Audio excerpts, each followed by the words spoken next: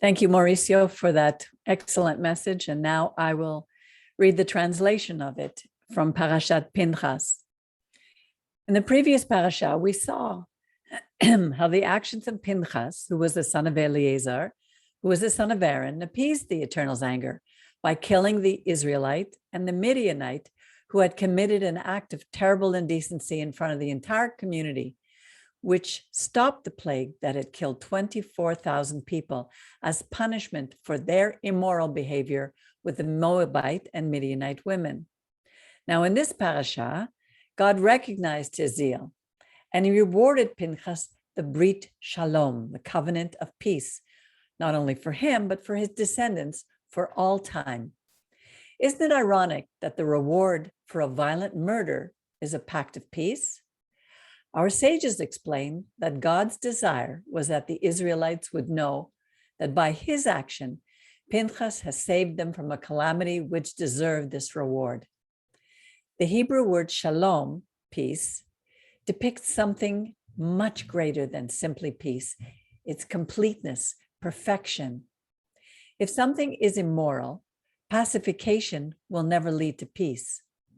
We can see that Pinchas had a pure and honest intention to honor God. When it says in verse 25:11 that Pinchas turned God's anger away from the children of Israel, it suggests that Pinchas acted as God would have, which is why he received such a great reward. We each possess qualities of the eternal, and when we act in accordance with them, we receive a greater reward. Before killing Zimri, Pinchas was not a Cohen, although he was a Levite. God had designated the kehunat, the priesthood, only to Aaron, his children, and his descendants. Aaron's grandsons, born prior to the anointing of the Kohanim, were not included.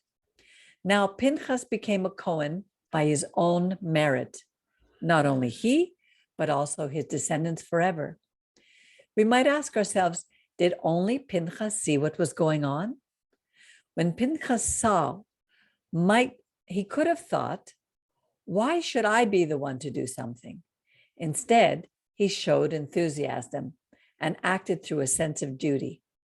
Sometimes we're confronted with similar situations, perhaps questions of morality, injustice, and so on, and often out of fear of not being accepted or of appearing too religious or ridiculous or simply due to sheer negligence, we prefer not to act. There's a clear teaching that the 10 Commandments were given in a unique and a personal way.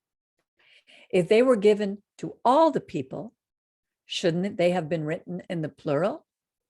No, the 10 Commandments were given in the singular, for each of us to feel that they were given specifically to us.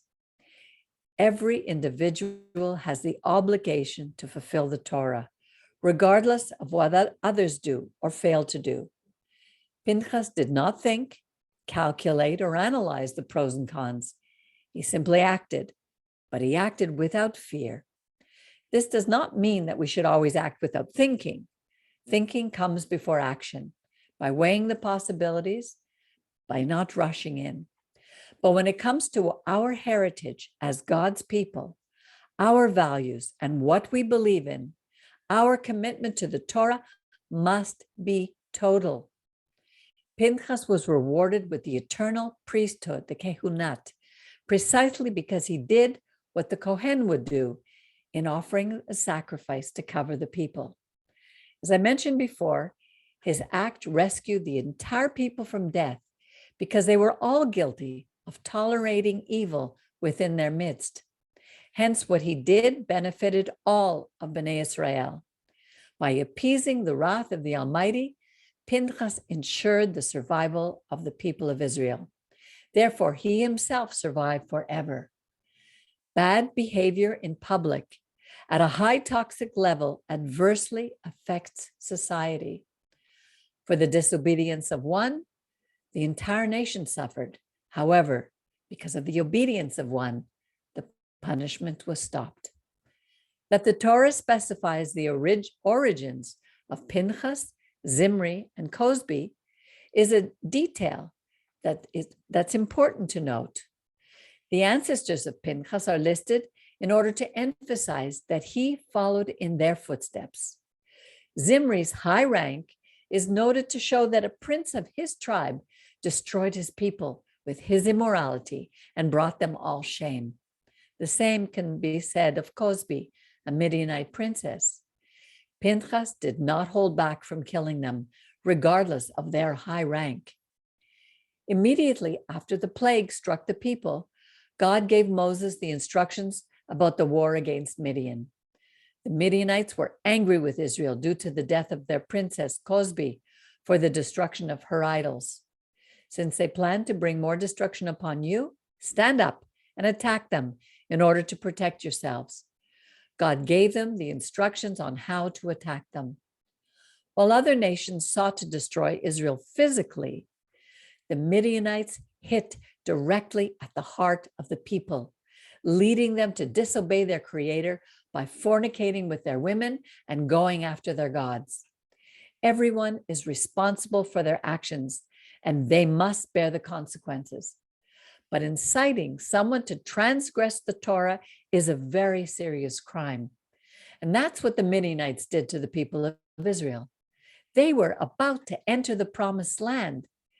They were going from a life which had been totally dependent upon the Creator, where bread fell from heaven, to a life where bread would come from the earth and would now require their physical sweat. Their spiritual nirvana would now be replaced by the mundane. That is why that Exodus generation disdained the land, preferring their desert asylum to the trials and challenges of a national state. They were forgetting, or perhaps they had not yet understood, that God had brought them out of Egypt to give them the Torah and to enter the promised land, to conquer it, and to settle there to make it a holy land. But instead, this generation, on the very eve of realizing its mission to sanctify the world, fell into the idolatry of Peor. The Torah also tells us in this parasha about the appointment of Joshua ben Nun as the successor of Moshe. It's striking that the names of Moshe's sons appear nowhere. His sons would not inherit his leadership. Rather, it would fall to Joshua.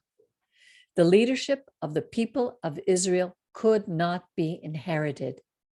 This helps us to understand that it is useless to inherit and systematically repeat ancient traditions or study of Torah or the observance of mitzvot without understanding their true meaning. If we follow the path of inheriting everything that we have, we would be affirming that the only reason to comply with the Torah is because our ancestors did. And this would be a mistake. Our lives can only make sense if we become aware of our personal commitment to keeping the Torah. Parashat Pinchas also talks about an episode in which Zelophehad from the tribe of Manasseh had died, leaving 5 daughters, but no male heirs.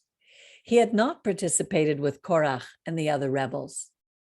His daughters requested that they be given their right of inheritance. You see, in ancient Israel, a woman was considered the property of her father, which was then transferred to her husband for a dowry. When his daughters realized that their father's name would be excluded from the distribution of land because he had no male heirs, they decided to do something unprecedented. In humility and wisdom, they pleaded their case to Moshe, to the Cohen Eleazar, and to the leaders of the community to claim their right to inherit their father's property. Moses humbly consulted God, who replied that the claim of the daughters was just and that they should be granted their father's inheritance. The result was that God created a new law giving women the same right as males to inherit property when the father had died. What can we learn from this act of these sisters? Their faith teaches us that God's mercy is equally available to all. They had courage and a love for the promised land, but they just didn't sit around and pine for it. Rather, they stepped forward so that their wish could be fulfilled. They fought for their rights, but they did it with respect. Nowhere in this story does it say that they murmured or were angry or that they rebelled against Moses.